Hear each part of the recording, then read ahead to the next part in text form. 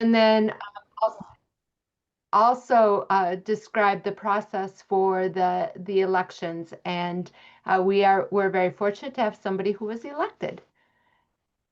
So this is our team. And do you want to take it from here, Kathy? Tammy, you want to just share the slides? Oh, they're not It, sharing? it took it down. It must have done a thing. It took it down. Did it? Oh, thank you for telling me. Let's see here.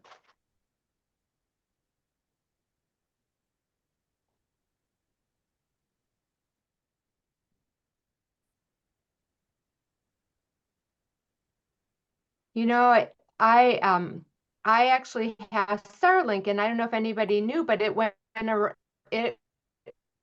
out today internationally. Oh, wow. Do you want me to share, Cami? Yeah, This is Heidi's voice. I'm happy let's to see. share. Let me get, I think I got it.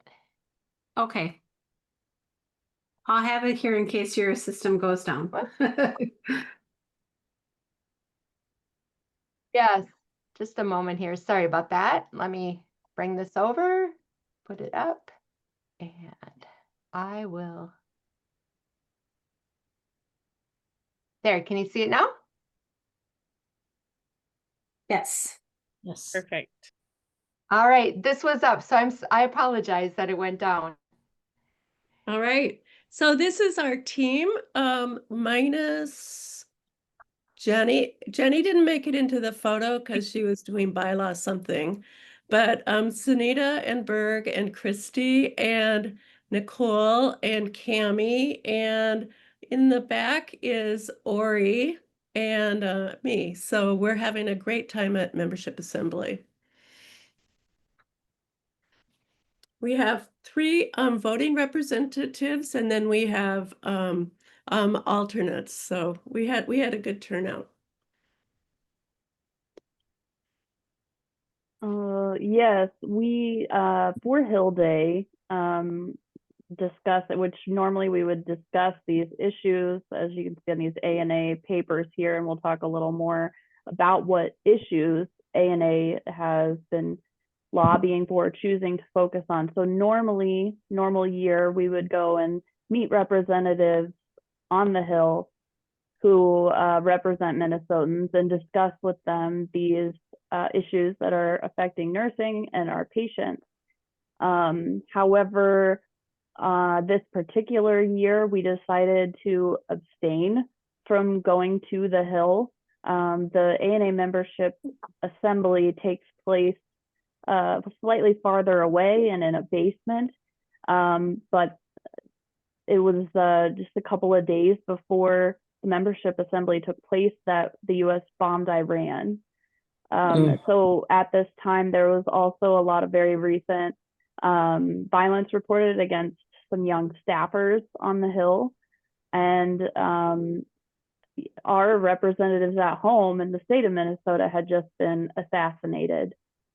So we had a lot to take into consideration about attending the membership assembly in totality, and then, but especially attending the Hill Day. So as you can imagine, we had some concerned family members concerned for our safety going to DC so shortly after the Iran bombing. So as a group, we also considered which representatives would be present because some of them were back home in Minnesota to attend the funeral. So we also took into account the positions of the people who we would be able to visit on the Hill. Were we going to change a lot of minds and make a difference that is weighing putting our lives at risk, so to speak? So to report back to you all, we did not end up going to Hill Day. Obviously, we went to membership assembly. And Kathy has gathered some resources to talk more about what ANA is lobbying for, what some other states did lobby for on Hill Day.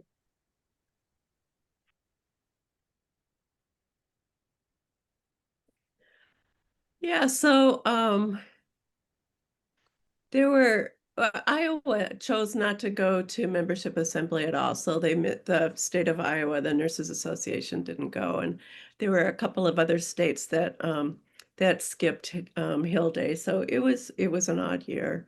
And we also looked at what ANA was going to be wanting us to lobby for, and they were the ICANN Act and the Nurse Faculty Shortage Reduction Act were things that we had lobbied for in the past, last year, probably the year before, maybe the year before that. And we knew that our representatives and senators, the ones who supported it, were going to continue to support those bills, and the ones who didn't we weren't going to change their minds. And then the other thing with the big beautiful whatever coming up for a vote soon after that, our meeting, they also ANA staff also wanted to talk about Medicaid and the impact making changes to Medicaid would have on our states. The people who did attend seemed to feel that staff really liked having them there, that it like they seemed the senator's staff and the representative staff all felt it seemed like they were all just exhausted, and which makes sense this year. But these were the bills that they were ANA was focusing on. They're continuing to focus on, and now they're really concerned about Title VIII funding for nursing education, because that was zeroed out in the big beautiful whatever that passed. So I can see if I can find bill numbers for these and put them in the chat, Hildy. So stay tuned. Kathy, they're on the tops of the sheets on the previous screen, so we can probably put those in the chat. That's Okay, what- those are old ones, though. They might Oh, not those be old ones, the okay. current ones. So I've got the leave behinds right here. So I'll look at that. You guys can carry on.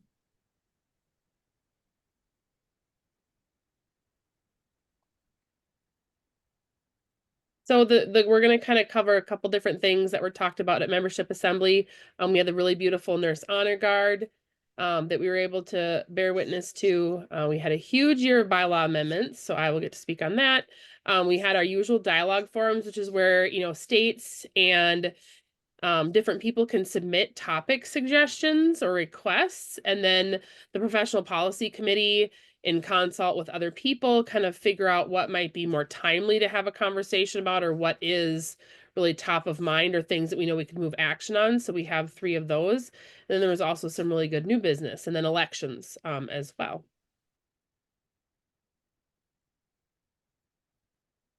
So one of the things that was I thought I hadn't seen before was the Nurse Honor Guard, and that really is honoring nurses from every state who had passed away from June of last until June of 2024. And one of the things that we talked about really is that some of us actually didn't even realize that the Nurse Honor Guard was even present in the state of Minnesota. And so it was really, I think, an honor that we saw this. We want to actually get names of people of nurses that have passed for us to bring forward in our next assembly, but also that we wanted everybody to really be aware that the Nurse Honor Guard is present in Minnesota, and there are many chapters of that. And so to think about that when you hear nurses passing, or coworkers, or any of that is something that really does honor nurses, and really a special moment. So Kathy has her information on this slide for you to submit names to for 2026.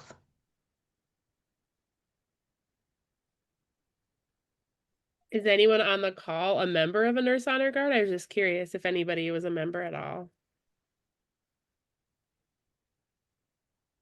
Doesn't sound like it.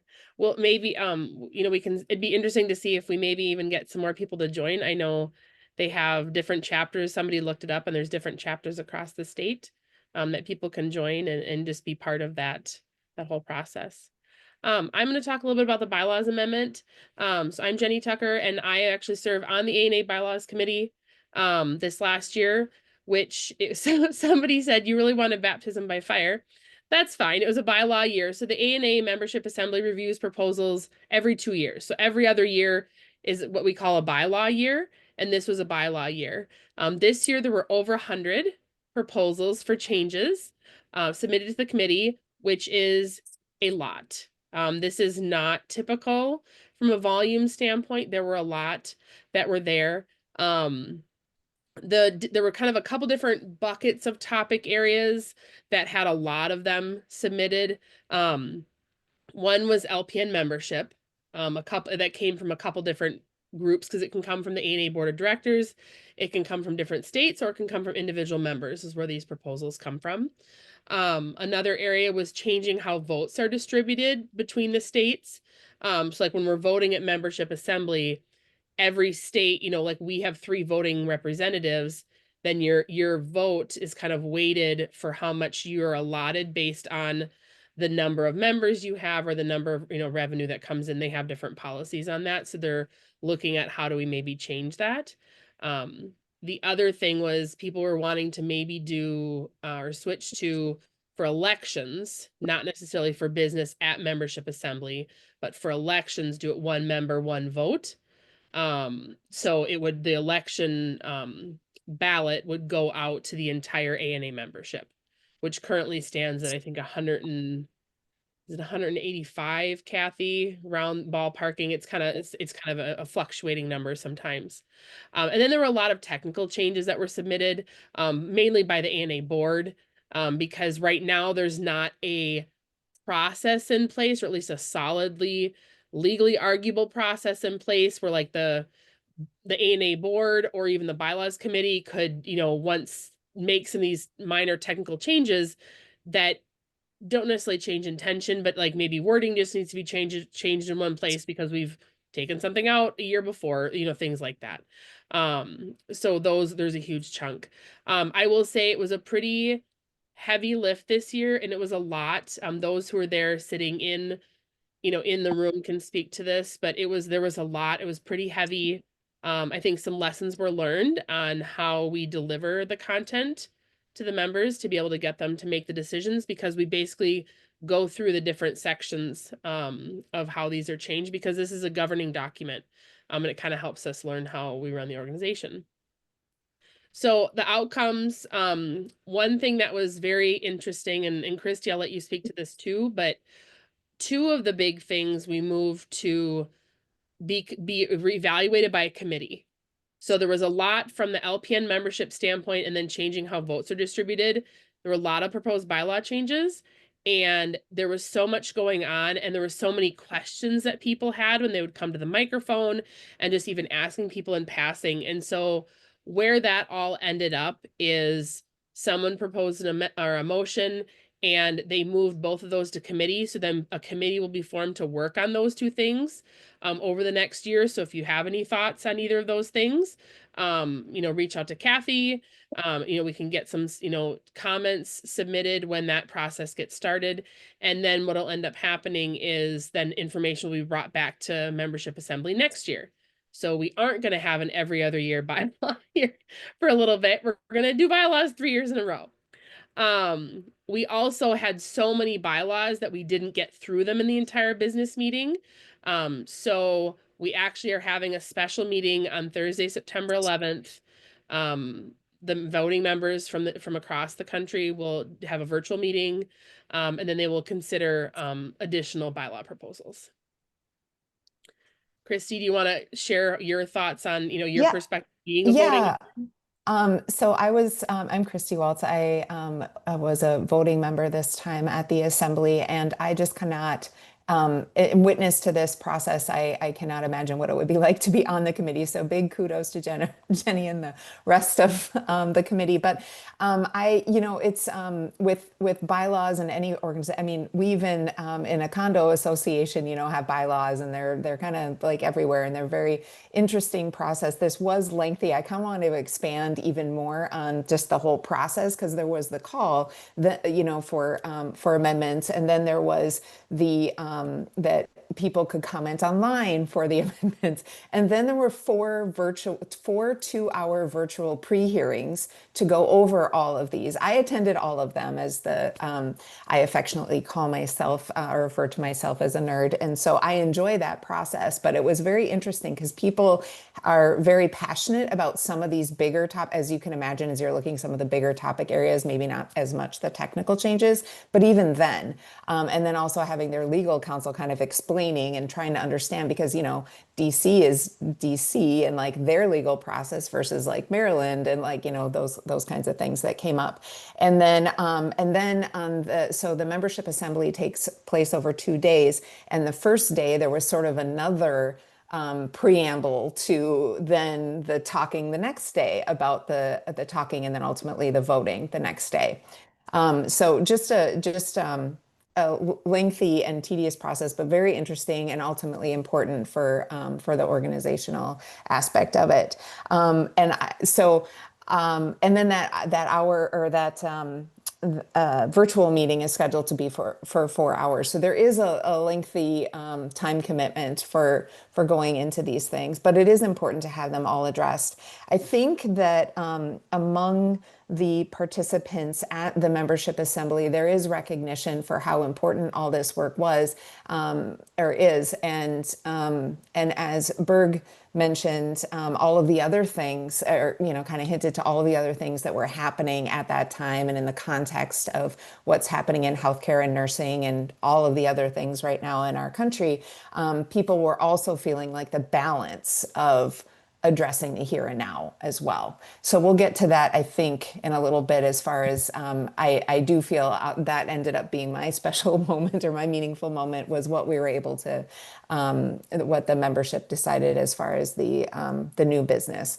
So it's a matter of, what I'm learning is, especially in a bylaw year, that with the amount of work that needed to be done, also balancing, and how can we also be nimble and address what's going on now with everything as well. So that was just a little bit of input that I experienced and heard from others.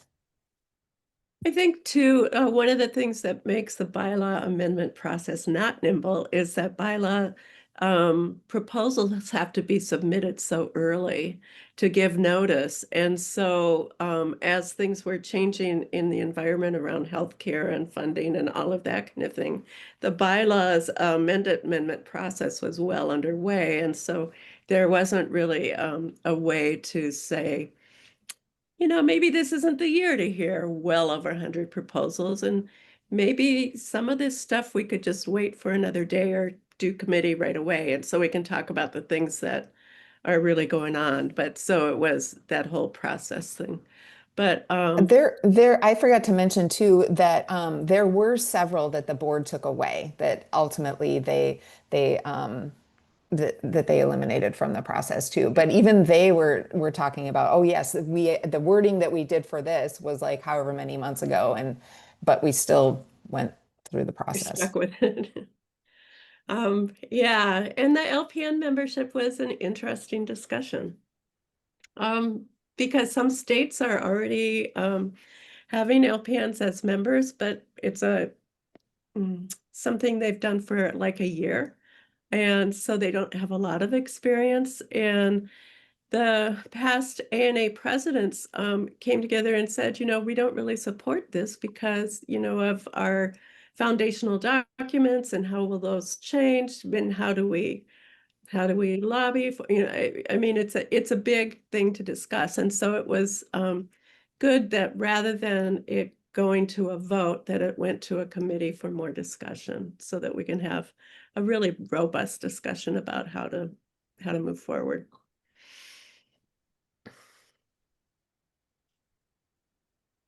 Okay, if anybody has any questions on bylaw process or it really enjoys bylaws, like I know myself and Christy do, please feel free to reach out to us and we're more than happy to answer any questions you might have.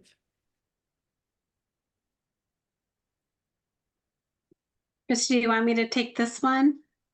Yeah, I was thinking that that you could introduce each topic and then I could just kind of like expand on it just a little bit, if Perfect. that's So, okay.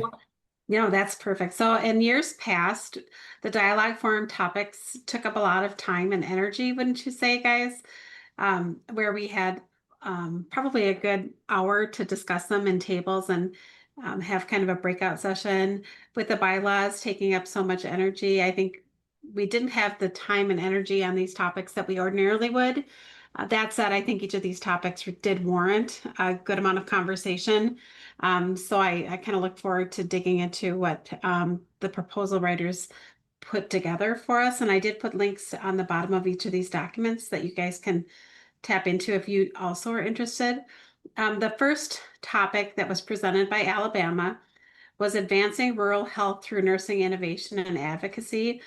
And the people that presented this are actually working in rural spaces. And the overview that they presented was they acknowledged that rural communities in the US face significant barriers to access, which leads to stark health disparities compared to urban populations. These barriers include geographic isolation, provider shortages, limited broadband access for telehealth, and socioeconomic challenges. And I will just say, I work in this with this issue quite a bit in the work that I do with employers. They have employees that are living in the midst of maternity deserts where the pregnant women need to drive 2+ hours to get to a hospital where they can deliver their baby.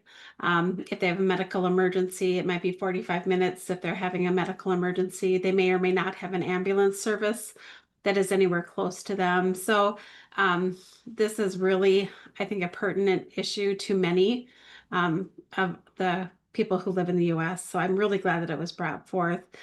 And what they did a great job of bringing up is the role of the nurse and nursing innovation in solving for some of these gaps in access.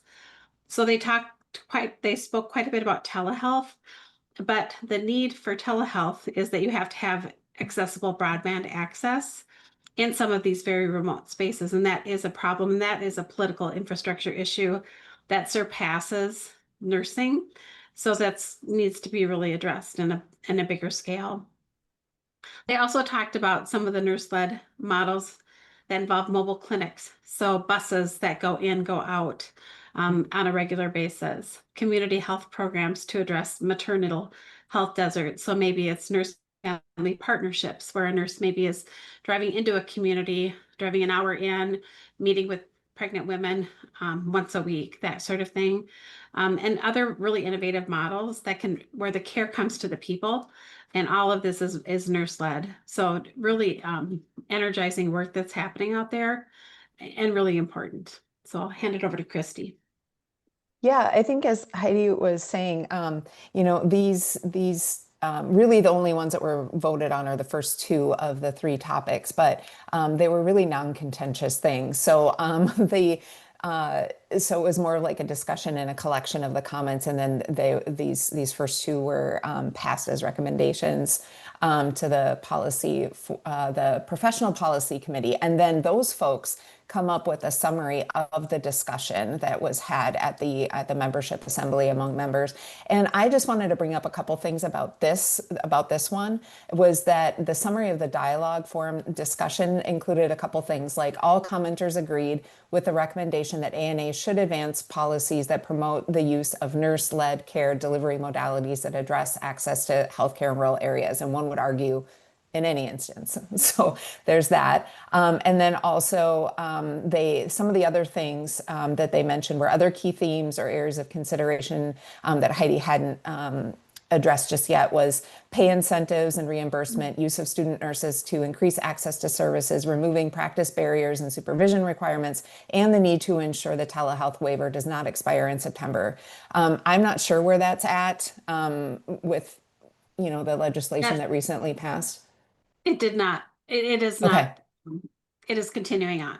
Okay, that's perfect. So, and one of the things that the people who are most familiar with this work we're talking about was, and actually many of us rural or you know, or in other capacities, a lot of it right now is sort of defending existing policy, existing funding, things like that, rather than even asking for additional things. So that's one of the other things that came up. And so yeah, and then they concluded with the Professional Policy Committee supports adoption of the recommendation that was made by these folks. So that is where we're at with that. the second forum topic had to do with policy development for the effective use of AI from the lens of ethics within the scope of nursing practice. And this was submitted by an author from Maine. And so the overview really kind of a abbreviated overview was that integrating AI technology into nursing practice can improve clinical decision making and impact patient safety and outcomes. The issue is how nurses can use AI tools within their scope of practice. And the author did go into the ethical considerations of using AI and just some of the privacy considerations in that respect. The recommendations of this author stated that they recommend that nurses partner with stakeholders to develop guidelines that consider both the ethical and legal domains for the use of AI tools within nursing practice to improve patient outcomes. I thought this was really timely. I do believe the University of Minnesota, the dean is doing some work on ethics and AI. Am I correct with that, Martha? I feel like you may be involved in that too. Yes, yes. There is a project not running full steam yet, but some work has been done. And we will continue to do more. That job will not end. It's not going away. So handing it off to you, Christy. This was a great discussion, and there are many points that I could highlight, and I know many of you are familiar with this topic, but there were several. So again, I want to bring up what was brought up by other folks at the dialogue forum discussion, and so there were several things along these lines, including, and I'm going to tell you the buckets rather than the detail because there was a lot discussed, but in general, again, considering ethical and environmental implications. So adding on to, you know, how this is impacting our environment also, safeguarding nursing roles and clinical judgment, and what it means to be a nurse, or even the definition of a nurse in this realm, including nurses in AI governance and development, and education, accountability, establishing transparent and fair AI governance, including boards of nursing impact, and addressing health equity and population-specific risks, and encouraging collaboration over resistance. So it's here, what are we going to do? And how are we, you know, one of the specific thing, avoid reactionary implementation driven by vendors or trends, and like, let's really look at evidence-informed adoption based on clearly identified or defined clinical needs. So this recommendation that's listed was also adopted by the Professional Policy Committee. Yeah, I'd like to add to that, Christy, that point that was made, that just because the resource is there and it's available doesn't mean that it needs to be used for whatever fun reason or to garnish attention for an organization or a specific vendor, to understand that there are costs beyond monetary costs. So when Christy mentions the environmental concerns that were raised, these facilities that house the data generate a lot of heat, and there is an excessive amount of water needed to keep those facilities cool enough that they're at a safe level. These facilities are also usually built underground, so there's the consideration of not only location, but what is being disturbed going that far underground. And there have been experiences of people who already live near AI facilities about water quality and the impacts that it's had on communities. So the emphasis within this discussion being around, just because we have it doesn't mean we need to use it for every little thing, and being wise about something that's so new that we don't understand all the implications just yet.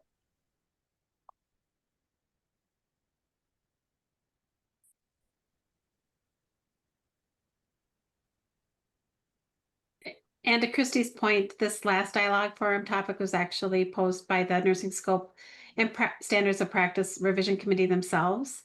And it was entitled Revising and Protecting the Role of the RN, Nursing Scope and Practice. The overview stated that RNs are often expected to serve as a catch-all solution for systemic healthcare staffing shortages, leading to role confusion and unsustainable workloads, and the lack of clear delineation between RN responsibilities and those of other healthcare professionals contributes to inefficiencies and dissatisfaction. And then the recommendation was, the purpose of this discussion is to provide feedback informed by the proposal as a revision, the current scope and standards practice 4th edition moves forward. There was a lot more written. Christy, hopefully you can give a little bit more detail because this was quite elaborate, really good examples in what they had to write. Yeah, So. I would say that the main thing is just a couple of points on this is that they're working on the revision of the nursing scope and standards of practice. It was last revised in 2021. And I don't think there is yet a timeline for when, and yeah, okay, I was thinking maybe Kathy knew something sooner, but about when it will be open for public comments, but we'll definitely want to watch for that announcement from ANA. And I think from what I'm hearing, that they're starting with the current, like what it looks like now, and it may look a little different in the future as far as like how, but they're starting with the current version as a, like a launching off point.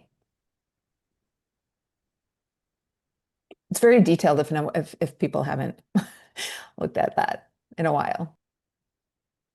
Yeah, it's a foundational document and it's really important. And it was kind of a nothing burger for the discussion at membership assembly. It was, I don't know. There was very little discussion, but I think the discussion will happen when there's a draft that we can see. Exactly. And, yeah. I wonder, okay, so maybe those of you who have much more knowledge about ANA can help me with this.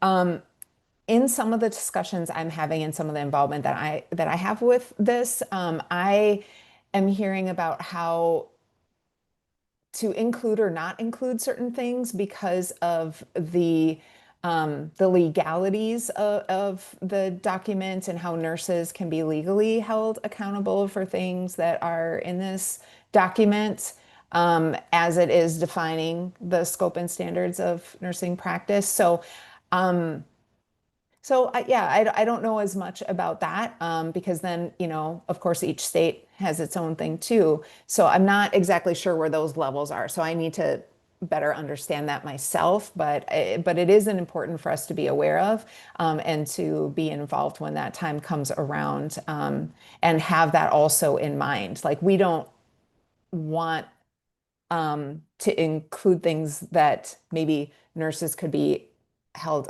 accountable in a punitive way, if that's, we're not trying to have that attention. So it's like this balance of trying to include things that might be great for our profession, but maybe don't apply in every aspect. I'm not sure. That's very vague sounding, but I'm just trying to understand the legalities behind it.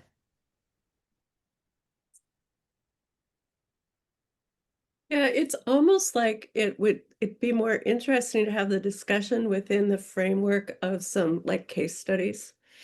And Becker's just bugged me this last week when in the Becker's health, whatever it's called, had a thing about using AI or virtual or something for to take away administrative burdens of registered nurses, which sounds fine, but their example was admission and discharge. And Admission Oh. and discharge is all about assessment and evaluation and implementation of a plan. It's not about an administrative burden.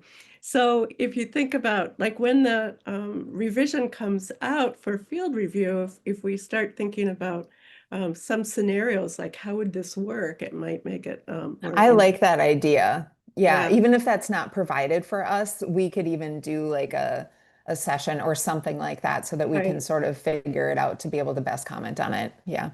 Yeah, yeah. I would I was say totally bugged. the only thing I'll add related to this that I can think of from an outpatient practice standpoint, like just from like the practice that I know, is I think in certain settings, there's an expectation with like physician staffing shortages that nurses become experts in areas and then they write orders essentially. And then the doctor, oversees and signs them, but they're so busy that there are many situations where if an order gets put through to the provider, they just sign it and it disappears. And that's scary for nurses, I think. And I think that's where my head's going when I think about scope of practice and the clear role delineation. But I think there's also gray. And I think the other piece is like nurses do in so many ways carry so much of the burden that I think things could potentially literally just completely fall apart without that grayness right now, which is not saying, I mean, maybe it'll actually make some action towards fixing things, but okay, I digress. Good point. So I think one of the things that I found pretty meaningful was our new business. So the new business actually that was introduced, and this was called Defending Nursing's Principles and Protecting Our Patients. And this actually came forward from the Washington State Nurses Association, and our board had voted or had collectively decided that we would participate in supporting this for the assembly, the membership assembly. And so the nurses associations that actually did join on to this were Washington, who was the founder of it, California, the Nurses Association in AIDS Care, Delaware, Florida, Hawaii, Illinois, our Minnesota group, Montana, Ohio, Oregon, Nebraska, New Mexico, and Vermont.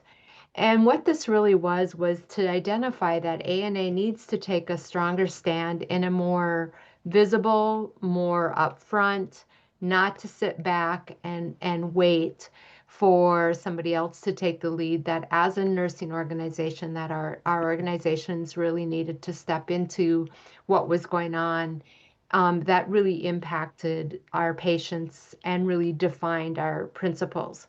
So it really fell under reaffirming. The goals were to reaffirm our commitment to the nursing values by highlighting that need for ANA to be more visible and direct, to address the major issues without the political lens. So being that voice and addressing those, and then really to unify our voices of the profession and the affiliates and the state nurses associations by highlighting our universal commitment to these values, regardless of where we're at. And I think that some of the things that I felt were really under the therefore be it resolved were really strong statements.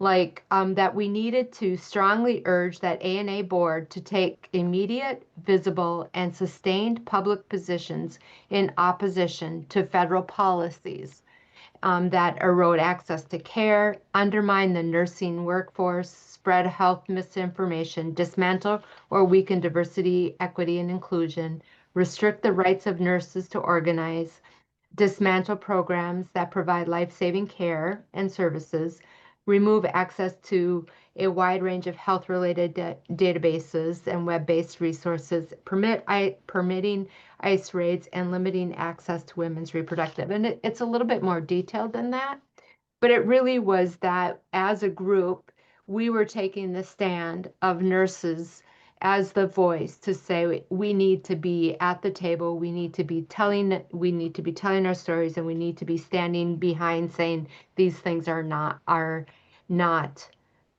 we need to do things different and oppose these. Sunita, what would you like to add?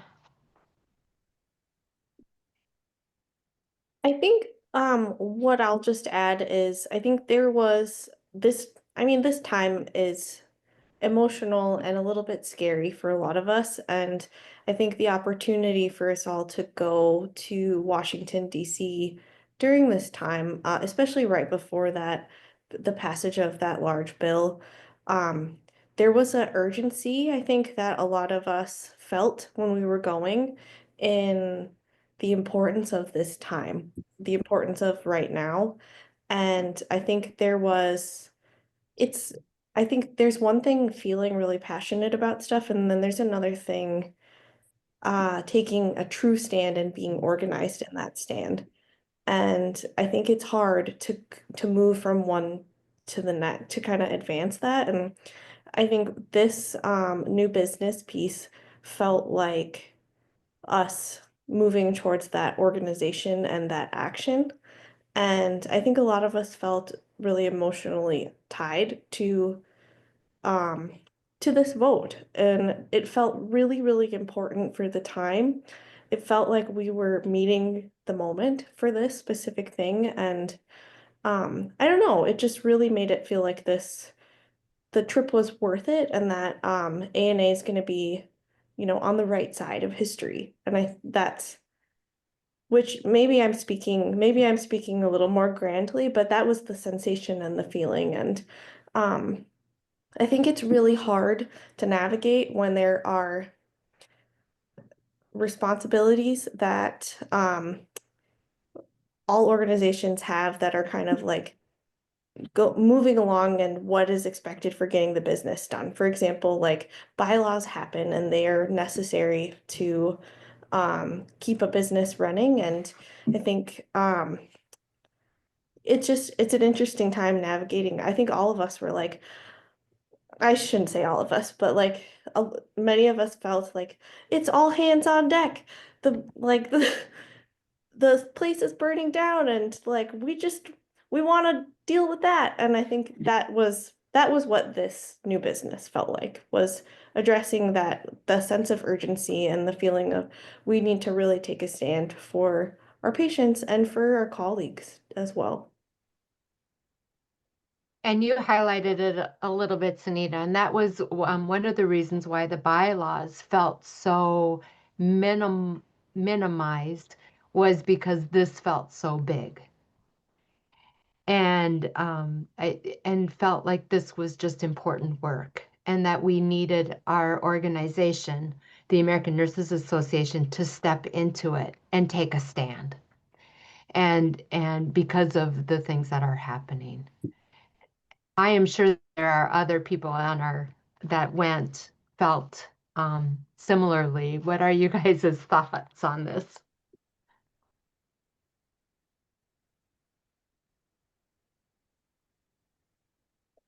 Anyone? Anyone else? Well, sorry, I'm off video here for a second.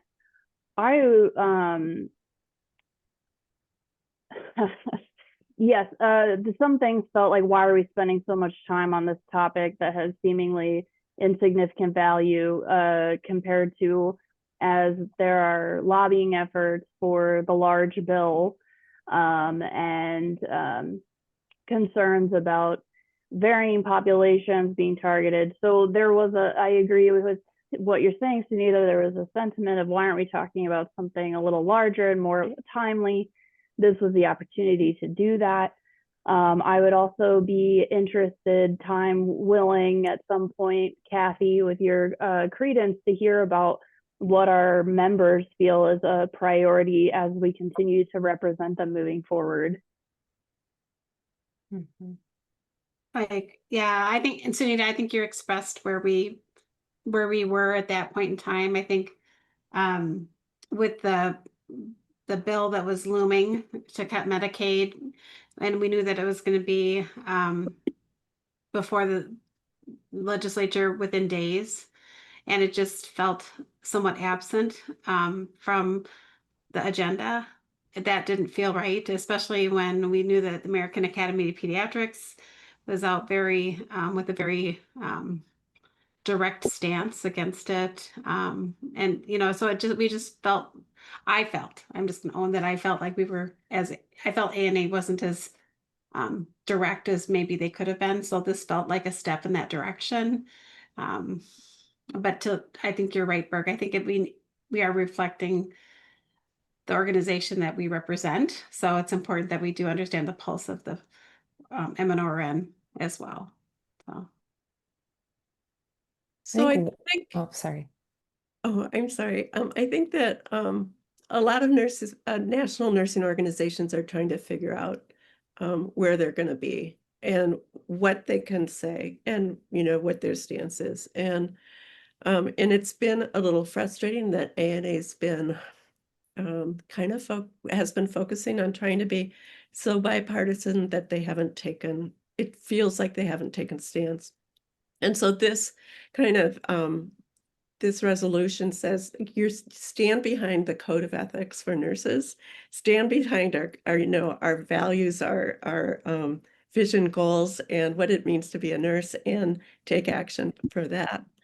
I did get a email this week from somebody who decided to end his membership in ANA and MNRN, and he said it's because our politics aren't the same as his. And so I emailed him back saying that I was taking him off the membership list as he requested. And then I said, I look forward to a day when healthcare is not political. And I got an email back from him saying, I agree.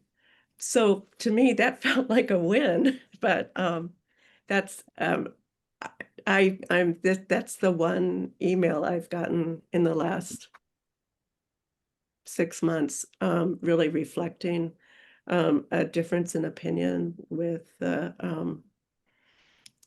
policies that ANA does have and that MNORN does support.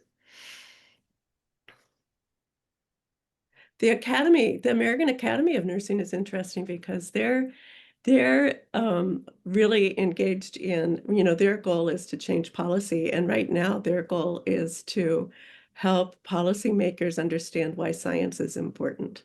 That's their total push right now. And so that's interesting to watch also. They're interesting times. Terrible word for that.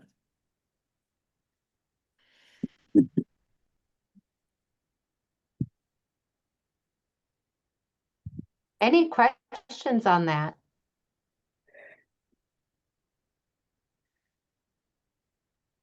This is, Okay. can you hear me? Yes. Okay, this is David Cheesebro. It's not a question, but it's just something that's surprising to me, and that has been, my wife is also a nurse, public health nurse, we're both retired. Questions we've been getting from lay people about what's going on with nursing, what's going on with healthcare.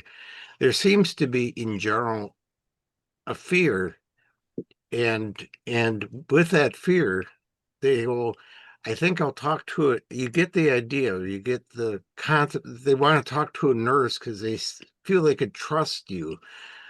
The old trust that we've had with the public for a very long time, as someone who tells the truth, whether they like it or not, here's what is going on.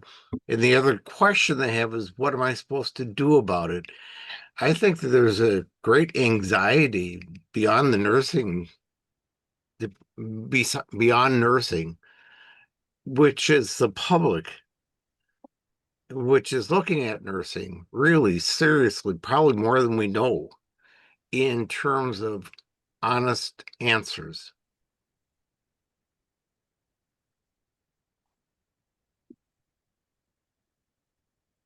I think from my perspective, from what I've observed the last couple of years at the ANA Membership Assembly, I think that's exactly one of the arguments for encouraging our professional organization to kind of be grounded in our code of ethics and mission and serving our patients, communities, families, things like that, is because we are a trusted voice. And so then it is important for us. And, you know, like with that misinformation document that we prepared to, is that misinformation, disinformation document. It is important for us to provide that to the public as trusted information providers too. So I think that that's part of why it's important for our national professional organization to be a leader there. Yes, thank you.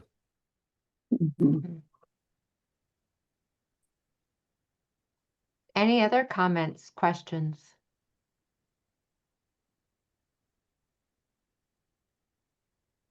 All right, we'll move on to the elections. So in kind of how everyone was speaking about, you know, getting our organization to kind of take different stands, those that we elect to the ANA board and different ANA positions can help, you know, kind of carry some of that.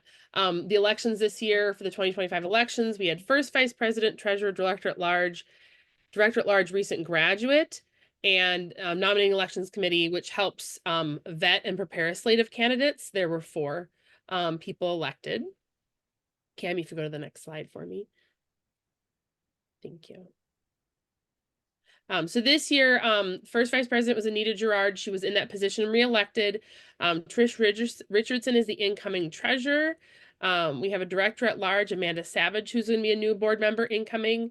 And then from Minnesota, Nicole Abel was reelected to the director at large recent graduate position. And so she'll be absolutely fabulous in that position. She did a great job and does a really good job, I think, representing newer nurses in that space, and just, you know, a very, you know, different perspective that she can bring to that table, which has been really, I think, refreshing for them to have in that space. And then the 2026 elections. So if anybody's interested, I'll put my plug. I'll put on my, take off my bylaw hat and put on my former nominating elections committee member hat. These are the positions that are going to be open for the 2026 election cycle.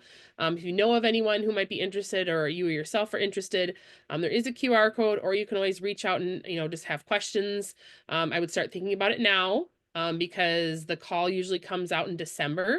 And information needs to be in, you know, in a timely manner. So if anybody's interested in doing and running for an ANA position, you know, reach out with questions. We can always get connected with other people if we don't know the answers.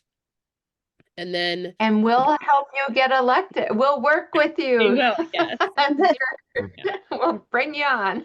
Yeah, yeah. And then the next slide, and Kathy, are you okay if I talk about the next one? Yeah. Okay, so every year ANA puts out a call for open positions of appointed positions. So like my position on the committee of bylaws is an appointed position. If you go to the next slide for me, Cami, there is, this is the list of all the different positions that are open right now. We have, let's see here. Let me see if I can get down to my list here. There's the PAC, the Political Action Committee, Board of Trustees, the Committee on Bylaws. Somebody come join me. It's a fun party. We're a pretty good bunch. There's Committee on Honorary Awards, the Nursing Practice Standards, which I think will be a really key committee as they're working through, you know, revising some of those. The Minority Fellowship Program, and then the Professional Policy Committee. And the Professional Policy Committee is the group that really helps drive the dialogue forums and membership assembly and working some of those topic areas and moving those things forward. And so the deadline for applying is August 29th. And so if you're interested at all, you know, reach out to Kathy, reach out to any of us. If you have questions about what the different positions are about, we can help. You know, if we don't know all the answers, we can help find the answers for you so that you can, you know, have an opportunity to, you know, work within this space. I will say, like on the Committee on Bylaws for myself, from a time commitment, because I know that's always a concern for people, we meet 1 hour a month, and then we usually have to review a different, you know, a certain state's bylaws. We do, you know, we do bylaws review maybe 3 to 4 times a year that we have to individually review, and then they come together, and then we have getting ready for the annual meeting. But I mean, I don't feel it's terribly arduous. At membership assembly, it gets a little heavy, but I think it's just part of the work. And it's just, for me, it's fun. So if anybody'd ever like to come join me, that'd be great. And if anyone wants to apply for anything, I'm pretty good at writing letters of recommendation. So just let me know and I can write you a letter to support your application. And if you end up wanting to run for an ANA office for the board, particularly, having served on one of these positions could help you in your campaign.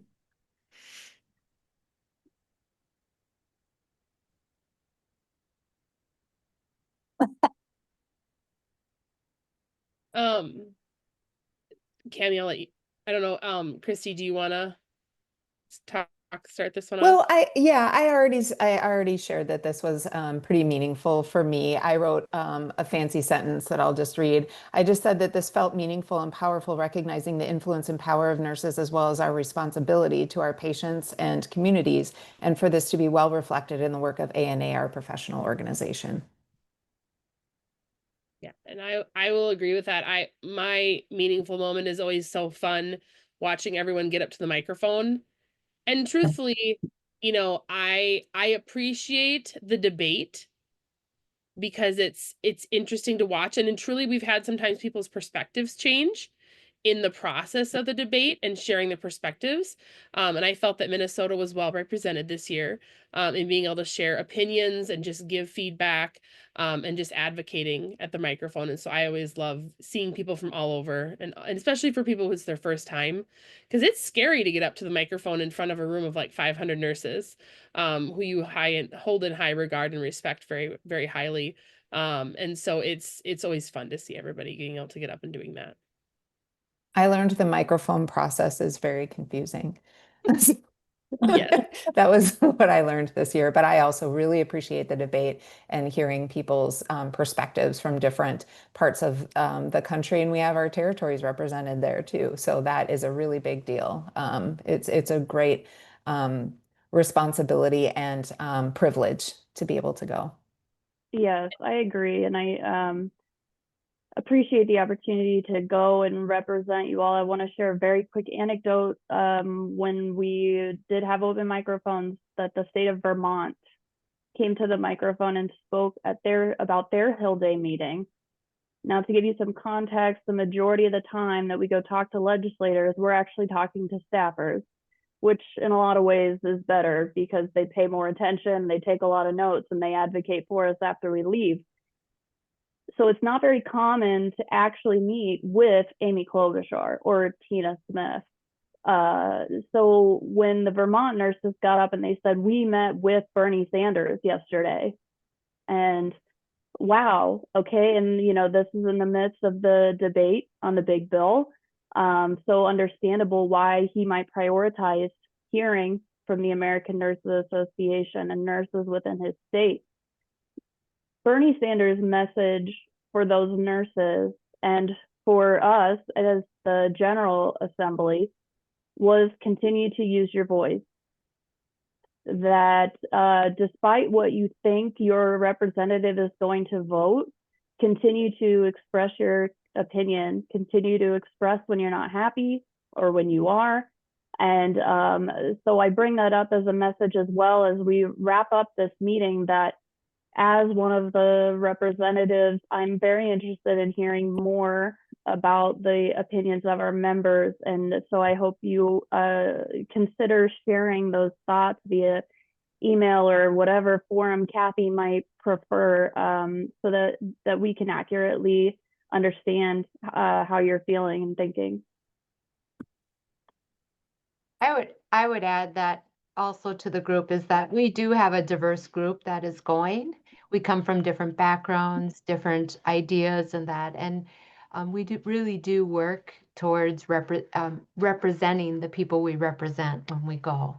And that's really a highlight of our discussions is what do our members believe, what do they represent, and that type of stuff. I would say the other thing is it's just fun to get together with a room full of nurses and just hear stories and just really see the power of nurses and what can be done. So it's a very meaningful time. I did want to add one thing really quick, just for people's awareness. At membership assembly every year, and I don't think we didn't have it on our PowerPoint, and I realized it was an omission. We actually have representatives from, I don't remember how many nursing specialty organizations have representatives there, and they're called the organizational affiliates, and they actually get to vote on the dialogue forms. They get to vote on, they get to vote on our elections. They can't vote on bylaws, but they vote, and everywhere they're elected, their representative to that membership assembly actually gets to vote. And so we get to have that diverse perspective of nurses from all different types of organizations that isn't just ANA, and get to have those conversations. And so just so for that awareness, so that if you are a member of another specialty organization, you it's not everyone, but a good chunk of them have representation in that assembly. Yeah, that's why we had someone supporting the resolution under new business from Nurses in AIDS Care, because that's an organizational affiliate.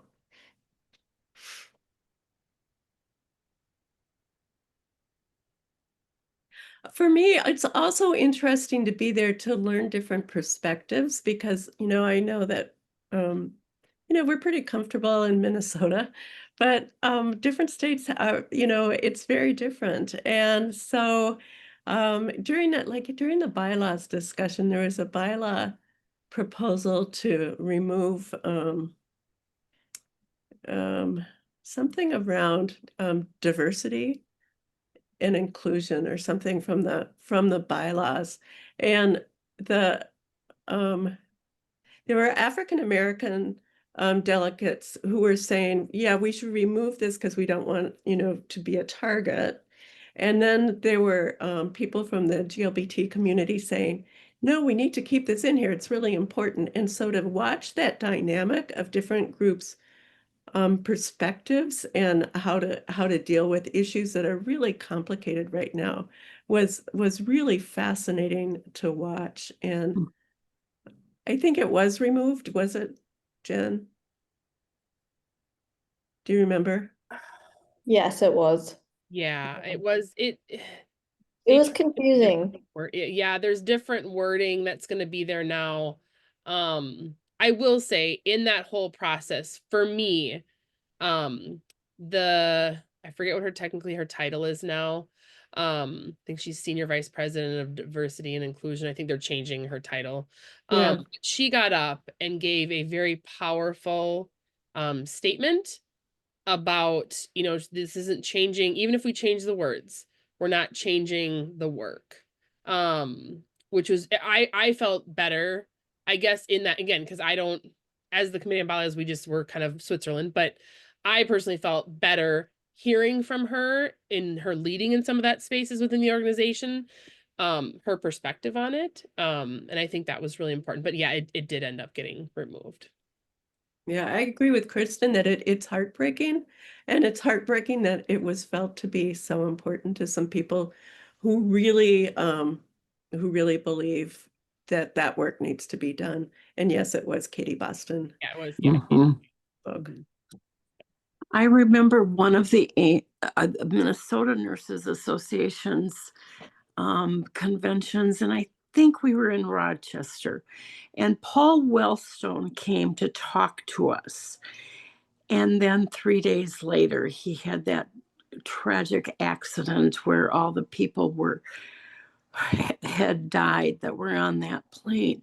But what I remember and took away with that is continue to work, continue to talk, to continue to put nursing ahead and in front of other people. And I don't know if that's truly what he thought, but that's what I came away with. So.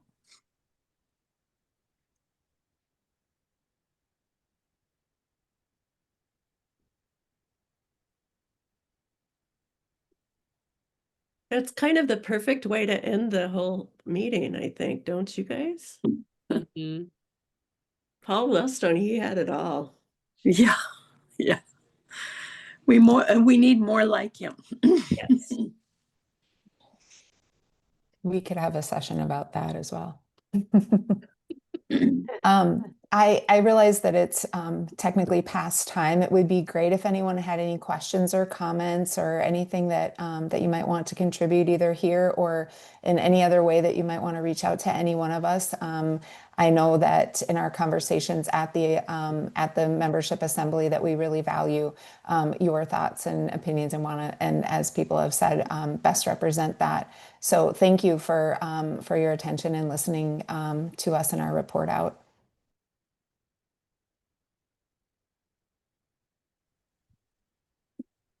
Thank you for all your work.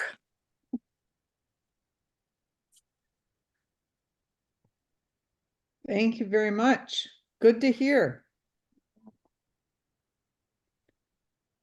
Don't forget to check on the code of ethics.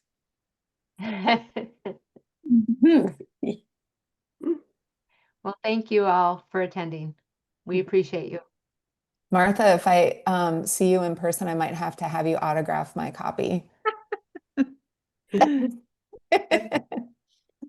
Well, we're going to have an event at the University of Minnesota this fall. Yes, so that's right. I will be there. Okay, let perfect. everybody know about that. Yes. What type of event?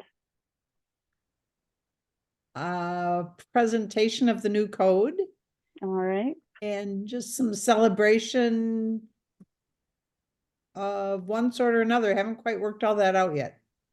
Sounds October great. 30th I was at, going to say a save the date or at least like, yeah, yeah. October 30th. October 30th. I got it. Yeah, and we'll Yeah. send out more information about it as we have it. Okay, Well, thanks everyone.